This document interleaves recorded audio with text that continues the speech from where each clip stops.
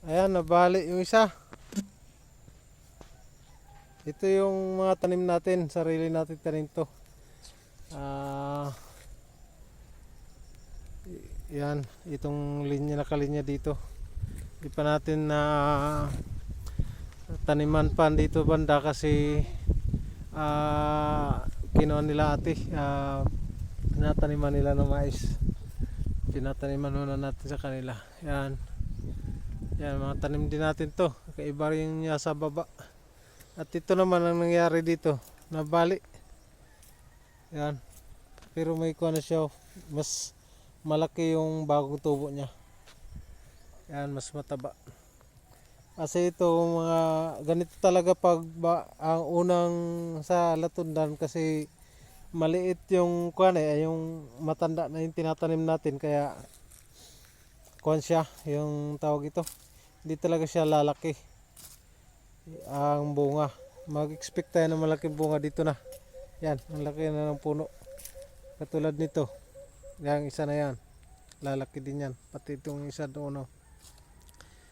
Yan. Yung unang bunga niya talaga hindi yan di lumalaki kasi matanda na yung tinanim natin. Okay, mas maganda talaga yung galing talaga sa maliit yung itanim. Kasi ang tubo niya dire-diretso. Hindi katulad sa malaki yung itanim mo. Malaki na agad yung itanim mo. Makuha, masisira yung pagtubo niya. Yan, katulad nito. Yan, pwede na mapakinabangan to kasi kuha naman may laman na siya. Yan, tanim pa rin natin to. Ito yung mga tanim natin maliban doon sa baba. Ito sa taas tayo. Sige. Ganyan lang. Halos isang ganito lang yung kuha niya. Kaya hindi na talaga niya kaya. Ito natin na puntahan natin dito. Kuha natin to.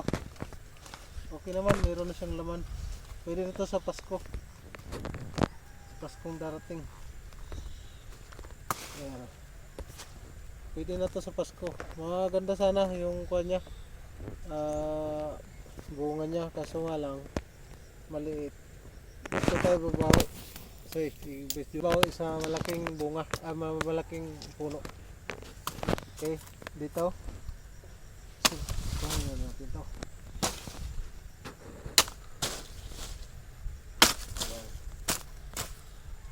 Okay.